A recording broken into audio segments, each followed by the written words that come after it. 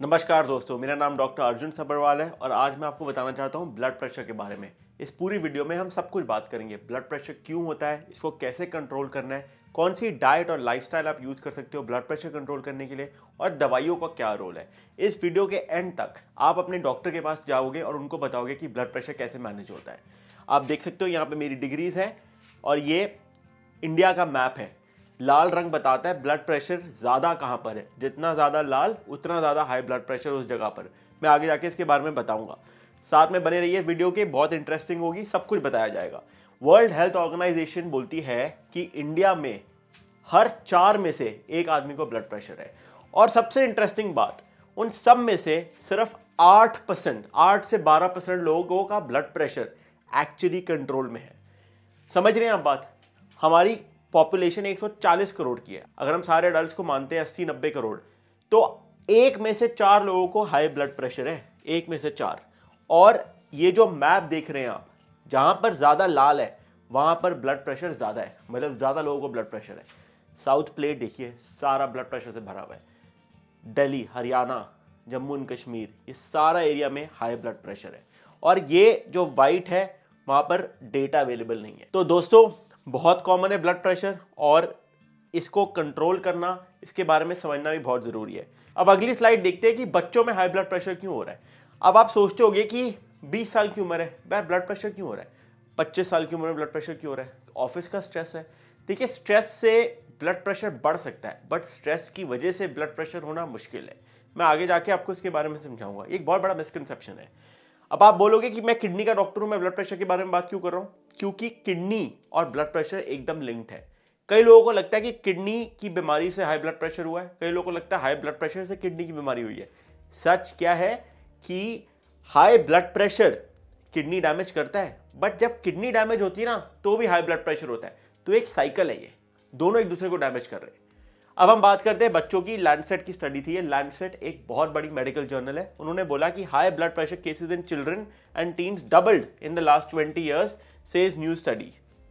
मतलब कि पिछले 20 सालों में बच्चों में और यंग अडल्ट में हाई ब्लड प्रेशर डबल हो चुका है। अब हम देखते हैं ब्लड प्रेशर होता क्या है। अब आप हमेशा 2 रीडिंग आती है ब्लड प्रेशर की, एक ऊपर वाली, एक नीचे वाली। ऊपर वाली को हम बोलते हैं सिस्टोलिक ब्लड प्रेशर, नीचे वाले को हम बोलते हैं डायस्टोलिक ब्लड प्रेशर।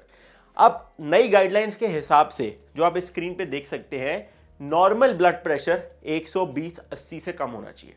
नॉर्मल 2025 में ये गाइडलाइंस आई हैं। अब सच बोलूं तो बहुत मुश्किल है इसको कंट्रोल करना और इस लेवल पे जाना। कई कार्डियोलॉजिस्ट भी बोल रहे हैं कि ये लेवल अचीव करना एक्चुअली मुश्किल है। पहली गाइडलाइंस थी 130/80, अब ये 120/80 हो गई।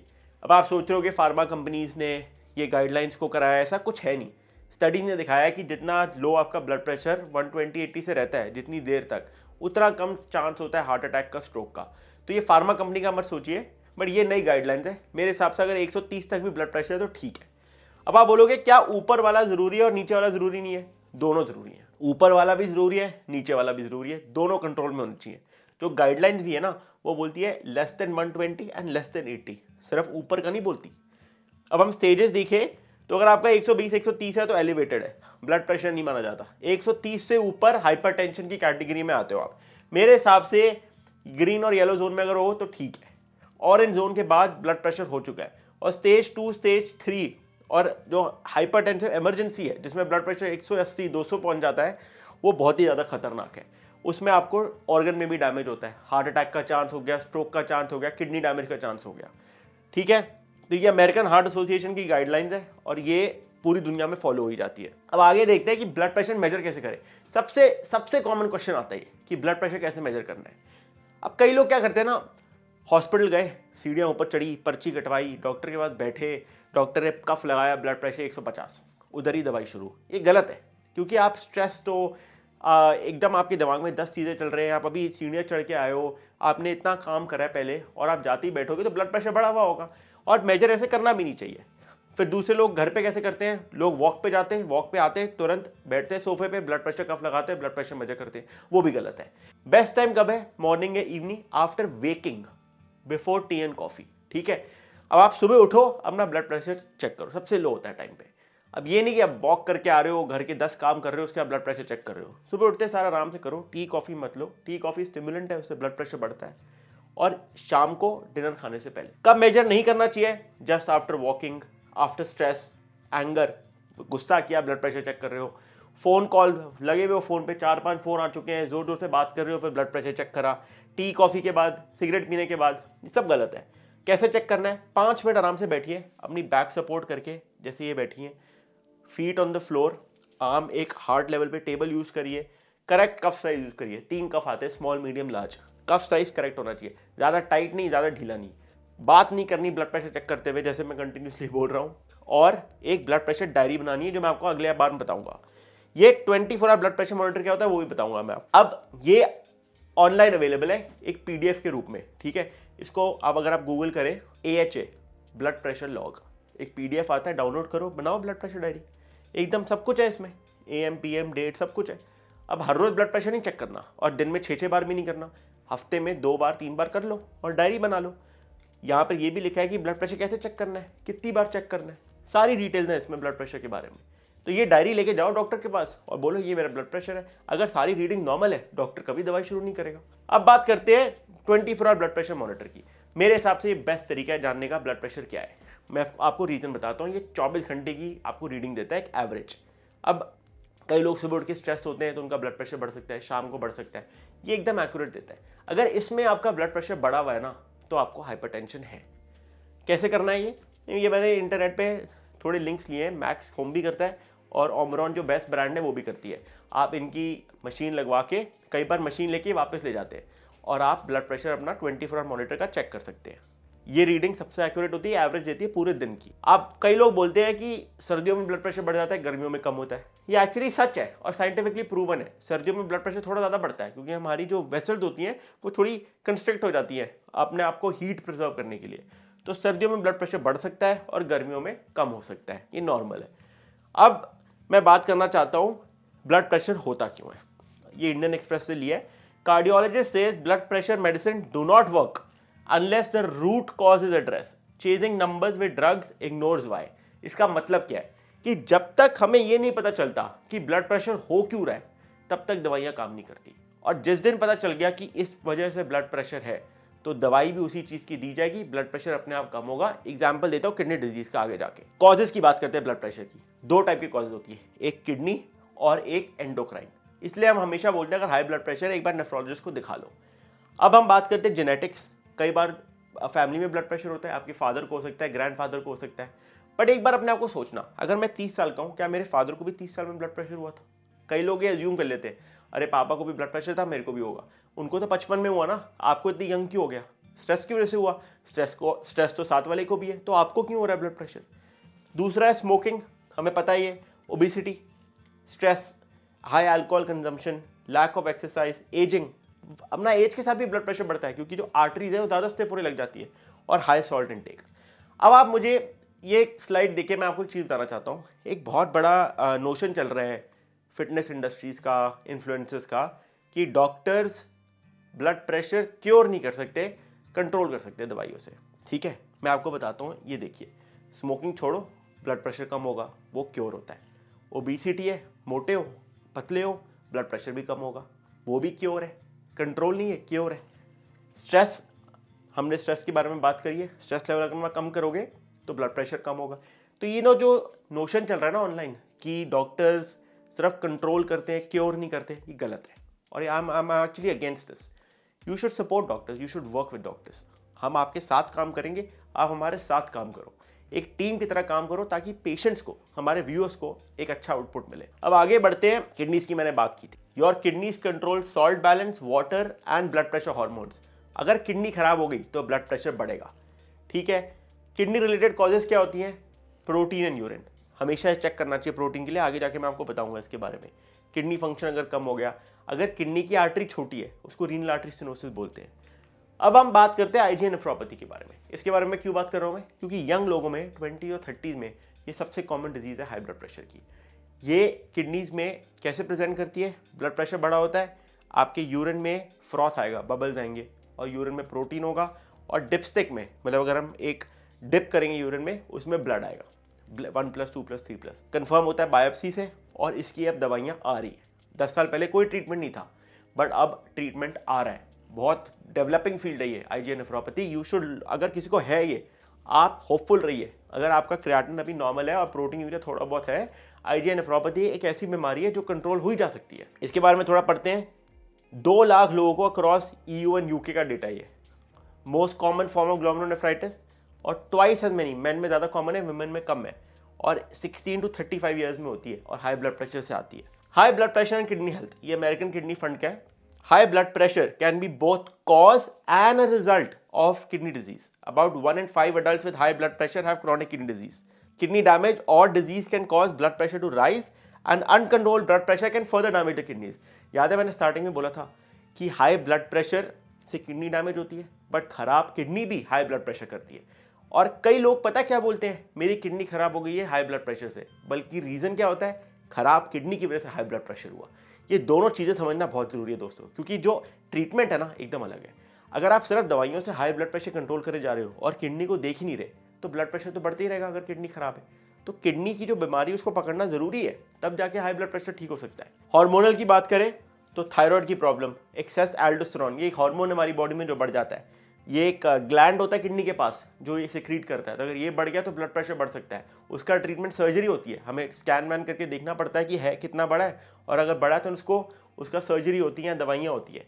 एड्रीनल ग्लैंड प्रॉब्लम्स, कब सस्पेक्ट करना चाहिए, ब्लड प्रेशर बहुत हाई है, 4 गोलियां चल रही है, 5 गोलियां चल रही है, ठीक ही नहीं हो रहा, तो इन्वेस्टिगेट करना चाहिए सारी कॉजेज को कि क्यों हो रहा है ये। अब हम बात करते हैं थोड़ा ट्रीटमेंट के बारे में, लाइफस्टाइल एंड डाइट। देखिए, आपको लगता है आप डॉक्टर के पास जाते हैं, मेरे पास आएंगे, आप सीधा दवाई लेंगे, ऐसा नहीं है। पहले हमेशा लाइफस्टाइल एंड डाइट होती है। मैं आपको आगे जाके एक एग्जांपल दूंगा, एक ऐसा एग्जांपल जो आप इंटरनेट पे भी देख सकते हैं और साथ में शायद अभी देख भी रहे हैं, और ये रियल लाइफ एग्जांपल है। तो लाइफस्टाइल एंड डाइट काम करती है या नहीं करती? बिल्कुल काम करती है। 10 to 20 millimetre reduction in blood pressure होता है लाइफस्टाइल एंड डाइट से। तो अगर आप 140 पे हैं तो आराम से 130-120 पे आ सकते हैं। Ideal for people with blood pressure 130-140, not on medication. Medication पे हो फिर भी करो, बट अगर नहीं हो दवाई पे और पहली बार 24 आवर ब्लड प्रेशर मॉनिटर में 140 आया है, या फिर घर पे ब्लड प्रेशर 130-140 आया है और कॉज इन्वेस्टिगेट हो चुकी है, तो ये करा जा सकता है control. First line for any medical problem, पहले हम हमेशा लाइफस्टाइल बोलते हैं। योगा बहुत कॉमन है इंडिया में, सब बोलते हैं करने को, हमारे प्रधानमंत्री भी बोलते हैं योगा करने को। Yoga can reduce systolic blood pressure by 5 to 10 millimetre of mercury and diastolic blood pressure bye 3 to 8।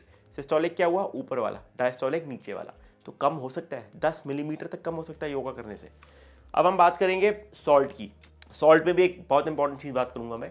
Salt reduction to less than 2300 milligrams per day and ideally below 1500 milligrams per day is associated with systolic blood pressure reduction of 5 to 8 millimetre of mercury. ठीक है, ये है 1 teaspoon 2300 milligrams of salt. बड़ा मुश्किल है करना, but अगर आप ब्लड प्रेशर कंट्रोल करना चाहते हैं लाइफस्टाइल और डाइट से, ये बेस्ट इंटरवेंशन है। अब लोग पता क्या पूछते हैं, डॉक्टर पिंक सॉल्ट ले लूँ, येलो सॉल्ट ले लूँ, ग्रीन सॉल्ट ले लूँ, व्हाइट सॉल्ट लूँ? देखो, सॉल्ट तो सॉल्ट है यार। आप 4 चम्मच पिंक सॉल्ट लो या आधा चम्मच व्हाइट सॉल्ट, तो बेटर क्या है, आधा चम्मच व्हाइट सॉल्ट बेटर है ना। क्वांटिटी मैटर्स, कौन सा सॉल्ट ले रहे हो फर्क नहीं पड़ता। अगर 1 चम्मच नमक ले रहे हो, पिंक या व्हाइट लो, कुछ भी लो, बट 1 चम्मच लो। ये नहीं कि पिंक के 2 चम्मच ले लिया, व्हाइट का 1 ले लिया, तो बेटर व्हाइट हुआ ना। हमेशा क्वांटिटी और मॉडरेशन जरूरी है हर चीज में। कई बार जैसे मैंने आपको अभी बताया कि कई लोग बोलते हैं ये ब्लैक पेपर खाने से, ये खाने से ब्लड प्रेशर कम होता है। ब्लैक पेपर का है एविडेंस कि इससे थोड़ा बहुत ब्लड प्रेशर कम होता है, बट इसका अगेन ये मतलब नहीं है कि आप बहुत सारा ब्लैक पेपर खाना शुरू कर दो। तो हर चीज मॉडरेशन में और छोटे छोटे अमाउंट में की जा सकती है, ये प्रूवन है।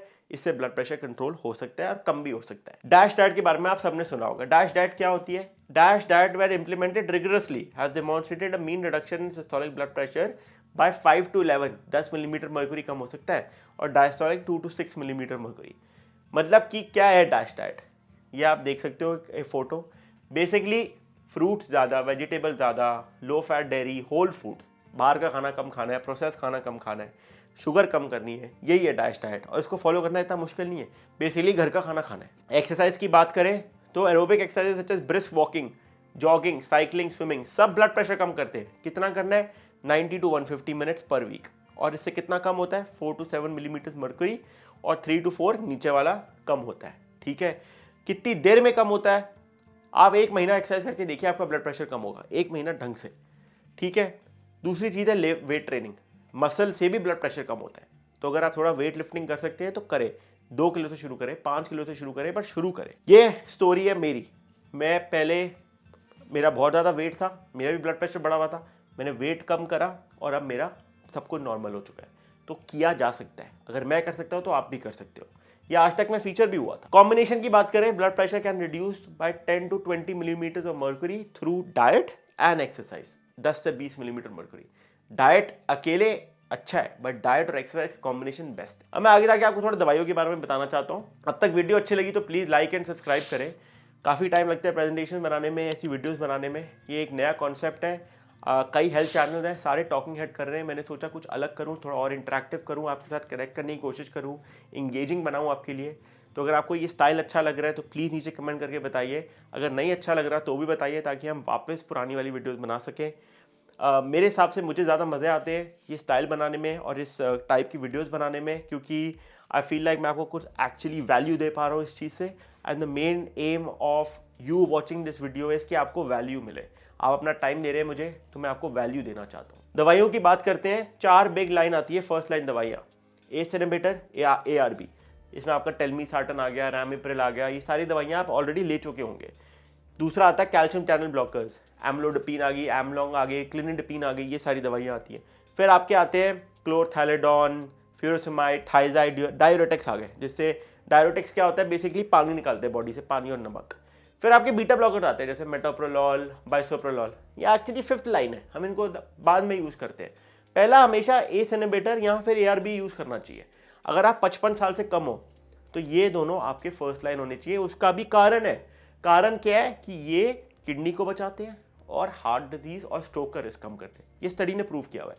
स्टार्टिंग में अगर आप सीधा बीटा ब्लॉकर चले जाओ, मेटोप्रोलॉल पे चले जाओ, कोई फायदा नहीं है। सीधा आर्कामिन शुरू करोगे, गलत है ये। पहले हमेशा ये शुरू करना चाहिए, एस इनहिबिटर या ARB। अगर काम नहीं कर रहा फिर आप दूसरे पे जाओ, ऐड करो कैल्शियम चैनल ब्लॉकर को, फिर थाइजाइड डायूरेटिक्स को, फिर बीटा ब्लॉकर। हमेशा स्टेप वाइज बढ़ाना चाहिए। एक ही बार 4 दवाइयों तब देना चाहिए जब ब्लड प्रेशर 170 180 है, ठीक है, वो भी धीरे धीरे बढ़ा के। मैं बात करना चाहता हूँ 2025 में नई गाइडलाइन आई है ब्लड प्रेशर की। उसमें क्या बोला गया है? उसमें बोला गया है कि हमेशा अगर हाई ब्लड प्रेशर है, एक urine albumin to creatinine ratio कराना चाहिए। लास्ट वीक मैंने डायबिटीज के बारे में बात की थी, उधर भी मैंने यूरिन ACR के बारे में बात की। वो वीडियो नहीं देखी तो एक बार चेकआउट कर लो, यहाँ पर लिंक होगा ऊपर, मैं एडिटर को बोलूंगा वो डाल देगा। GLP-1 सब बात कर रहे हैं, मुंजारो, ज़ेम्पेग, ये सब के बारे में बात कर रहे हैं। ये एक्चुअली ब्लड प्रेशर कम करती हैं और आगे जाकर ये बनेंगी 5th लाइन या 6th line for blood pressure. हो सकता है उससे पहले भी यूज हो जाए। क्या रीजन है? प्रोटीन यूरिया भी कम करती है और ब्लड प्रेशर भी कम करती है। थोड़ा सा मिनिमम है 8 से 10 मिलीमीटर मर्क्यूरी, बट होता है। सारे दवाइयों के साइड इफेक्ट्स हैं, ये झूठ है अगर कोई बोलेगा साइड इफेक्ट्स नहीं है। बट यहाँ पे एक बहुत इंपॉर्टेंट बात बोली है मैंने, there comes a time when lifestyle does not work and at that moment taking medication are safer than the medication side effect. इसका मतलब क्या है?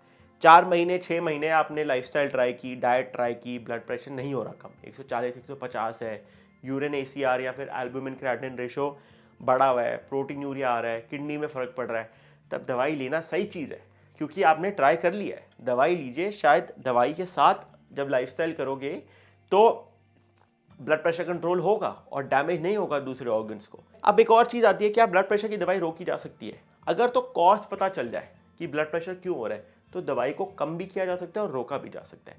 ओबेसिटी की मैंने बात की थी। ओबेसिटी अगर ब्लड प्रेशर बढ़ा रही है तो वेट जब कम होगा ब्लड प्रेशर की दवाई भी बंद होगी। अगर स्ट्रेस से है, स्मोकिंग से, अल्कोहल से है, अगर किडनी डिजीज से और किडनी डिजीज की जो रीज़न है वो मिल गया, उसको ठीक किया जाए, तो ब्लड प्रेशर की दवाई भी कम होगी। तो ये एक और गलतफहमी है जो पूरे इंडस्ट्री में चल रही है कि ब्लड प्रेशर की दवाई एक बार डॉक्टर शुरू कर देगा तो बंद नहीं होगी, तो शुरू ही मत करो। वो गलत है। अगर कॉज पता चलेगा तो होगी दवाई कम। अब बाकी साइड इफेक्ट्स की बात करें तो पोटेशियम बढ़ता है एस इनहिबिटर और ARB से, ये आप सबको पता होना चाहिए। अगर आप इस पे हो, हमेशा जब किडनी फंक्शन टेस्ट कराओगे पोटेशियम भी चेक कराया करो। फिर डिजीनेस है और ड्रॉप इन किडनी फंक्शन। देखो, जब हम टेलमीसार्टन, रैमिप्रिल शुरू करते हैं ना, तो थोड़ा किडनी फंक्शन कम हो सकता है, क्योंकि दवाई काम ही ऐसे करती है। पैनिक की जरूरत नहीं है। 15 से 20% क्रिएटिनिन बढ़ सकता है। अगर आपका क्रिएटिन 1.2 है और 10% या 15% बढ़ गया तो 1.4 तक जा सकता है क्रिएटिन। ये नॉर्मल है, इसमें दवाई रोकने की जरूरत नहीं है। आखिरी स्लाइड मेरी हमेशा सेम होती है, मुझे आप सक्सेस स्टोरीज बताइए। नीचे कमेंट करिए, बताइए क्या आपने लाइफस्टाइल और डाइट से ब्लड प्रेशर अपना रिवर्स किया था? क्या आपकी दवाइयाँ बंद हुई है? क्या आपको पता चला आपको ब्लड प्रेशर है क्यों? प्लीज़ नीचे कमेंट करिए, क्योंकि अगर आप कमेंट करेंगे 10 लोगों को मोटिवेशन मिलेगी, और 10 लोगों को मोटिवेशन मिलेगी उनकी ज़िंदगी में कोई फ़र्क पड़ेगा। और यही पॉइंट है इन सारी वीडियोस का। ये वीडियोस बनी आपके लिए रही हैं ताकि आप एक दूसरे से कुछ सीख सकें। प्लीज़ कमेंट करिए, लाइक करें, सब्सक्राइब करें, शेयर करें, जिसको ब्लड प्रेशर हो और उसको समझ नहीं आ रहा कि लाइफस्टाइल करें या दवाई करें। मेरा नाम डॉक्टर अर्जुन सब्बरवाल है। मिलते हैं अगले हफ्ते। नमस्ते।